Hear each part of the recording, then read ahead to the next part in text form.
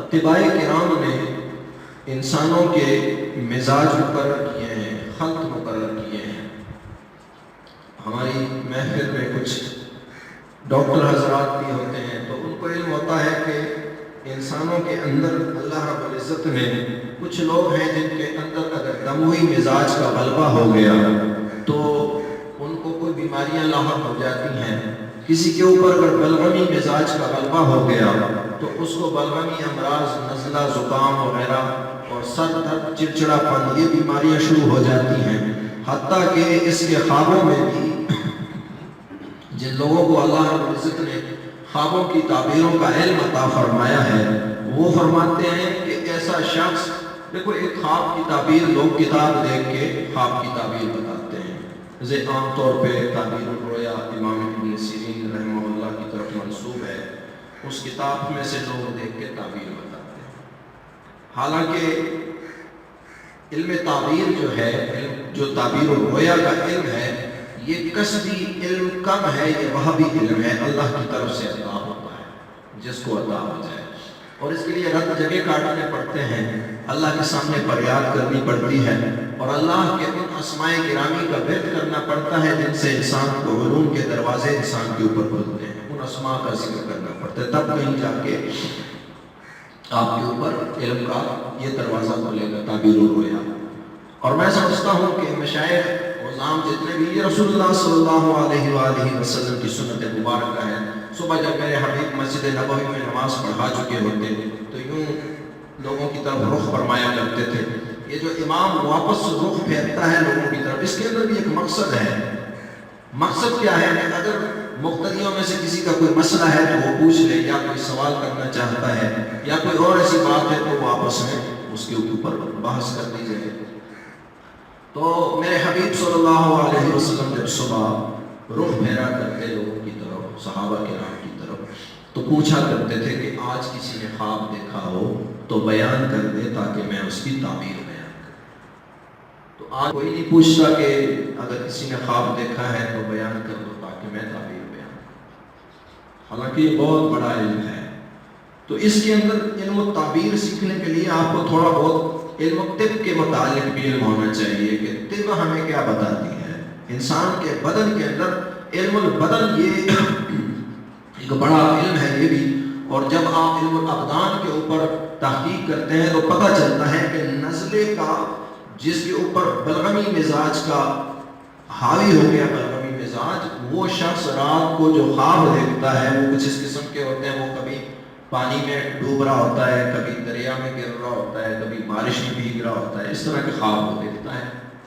اب یہ خواب دو قسم کے لوگ دیکھتے ہیں، پانی میں وضو کرنا، غسل کرنا، نہر میں نہانا وغیرہ، یا بارش میں بھیگنا، یہ دو قسم کے لوگ یہ خواب دیکھتے ہیں۔ ایک وہ شخص جس کے اوپر بلغمی مزاج کا غلبہ ہو گیا، اور ایک وہ شخص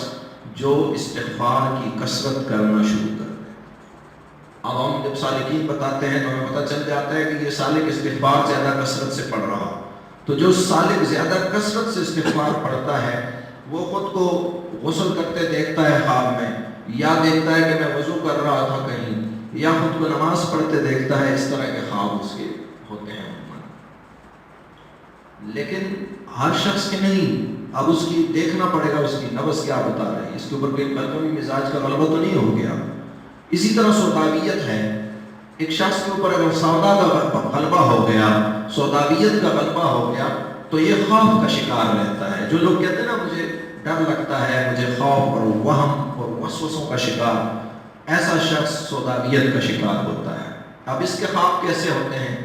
یہ خواب دیکھتا ہے، اس کے خوابوں کے اندر یہ اکثر اندھیرے اور تاریک مکان دیکھتا ہے، قبرستان دیکھتا ہے، یا خود کو پہاڑوں میں سے گرتے ہوئے دیکھتا ہے، یا کبھی کسی ایسی جگہ میں کسی خواب کو بھی دیکھتا ہے میرے پیچھے مردے دوڑ رہے، کبھی دیکھتا ہے مجھے کسی جنات نے تنگ کیا ہوا، کبھی سانپ اس کے پیچھے دوڑتے ہوئے پھرتے ہیں۔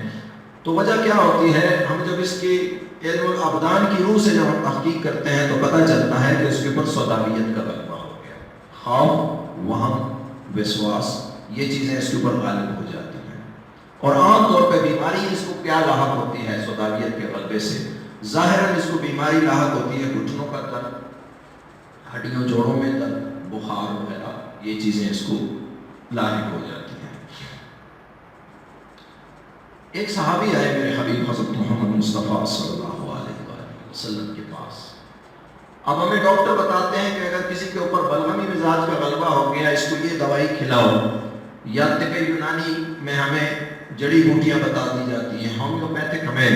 کچھ قطرے بتا دیتے ہیں، یہ پلاؤ اس کو، یہ ٹھیک ہو جائے گا۔ سوداویت کا غلبہ ہو گیا، اس کو یہ کھلاؤ، یہ پلاؤ، یہ ٹھیک ہو جائے گا۔ ایک صحابی آیا اس کی، یا رسول اللہ صلی اللہ علیہ وآلہ وسلم، مجھے خوف رہتا ہے، ہر وقت پریشان، وسوسے، ڈر لگتا ہے مجھے، کبھی مجھے لگتا ہے کہ میری اولاد کہیں کچھ ہو نہ جائے اس کو، کبھی لگتا ہے کہ میرا مال کہیں تلف نہ ہو جائے، کبھی لگتا ہے کہ میں کسی مصیبت میں پھنس نہ جاؤں، ہر وقت اسی خوف اور اسی ڈر میں رہتا ہوں۔ اب آپ کے ذہنوں میں آئے گا کہ اس کے اوپر سوداویت کا غلبہ ہے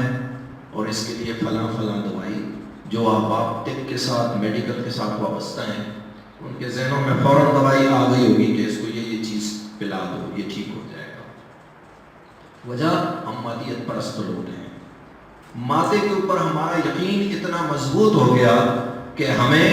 اللہ کی ذات کے علاوہ سب چیزیں نظر آتی ہیں، اللہ کی قدرت، اللہ کی طاقت سے ہم بے خبر ہو گئے۔ اور میرا رب فرماتا ہے کہ میری قدرت اور میری طاقت ایسی ہے، أَلَمْ نَجْعَلِ الْأَرْضَ مِهَادًا، یہ زمین میں نے بنائی فرش تمہارے لیے، وَالْجِبَالَ أَوْتَادًا، اور ان پہاڑوں کو دیکھ، ان کو میخیں بنا کے میں نے زمین کے سینے پہ گاڑ دیا تاکہ یہ زمین کہیں ادھر ادھر نہ ہو سکے، اور میں نے آسمانوں سے پانی برسایا، اور تمہاری کھیتیاں، تمہاری فصلیں، یہ سارا نظام، یہ ہوائیں چلتی ہیں، یہ میرے حکم سے چلتی ہیں، اگر پھول خوشبو دیتا ہے تو یہ میرے حکم سے خوشبو دینے پہ اس کو قدرت میں نے عطا فرمائی۔ تو ہمارے ذہنوں میں آئے گا کہ صحابی سے حضور نے فرمایا ہوگا فلاں جڑی بوٹی کھا لو، اس کو ٹھیک ہو جاؤ گے۔ میرے حبیب نے فرمایا پڑھ بسم اللہ علی دینی و نفسی و ولدی و اہلی و مالی، یہ دعا مختلف روایات کے ساتھ ذکر ہے، حضرت انس بن مالک رضی اللہ تعالیٰ عنہ کی روایت سے بھی ہے، اور وہ تھوڑی طویل اور مختلف احادیث کتب میں کہیں کچھ حصہ ذکر ہے، کہیں کچھ حصہ ذکر ہے، ہم نے اس کو جمع کیا تمام احادیث سے، اس کو جمع کیا اور اس کو ایک صفحے کے اندر ہم نے ایک کتابی شکل دی، وہ آج انشاءاللہ آپ کو مل جائے گی۔ پچھلے جمعے کو میں نے وعدہ کیا تھا آپ سے